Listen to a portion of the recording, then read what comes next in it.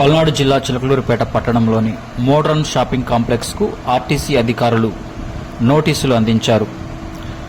Modern shopping complex ఉన్నటువంటి స్థలం ఆర్టీసీకి చెందినది. అయితే ఆర్టీసీకి చెందిన జిల్లా స్థాయి ఎస్పీ అధికారి గత కొన్ని సంవత్సరాలుగా రెంట్ కట్టడం లేదన్నటువంటి కారణంతో అనేక సార్లు నోటీసులు ఇచ్చినా స్పందించకపోవడంతో ఎస్పీ స్థాయి ఆర్టీసీ అధికారి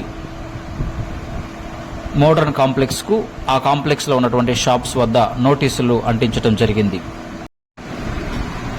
కాంప్లెక్స్లో అద్దెలకు వ్యాపారాలు నిర్వహిస్తున్నటువంటి వ్యాపారస్తులు ఆర్టీసీ అధికారులు ఇచ్చినటువంటి నోటీసుల పట్ల ఆందోళన వ్యక్తం చేస్తున్నారు.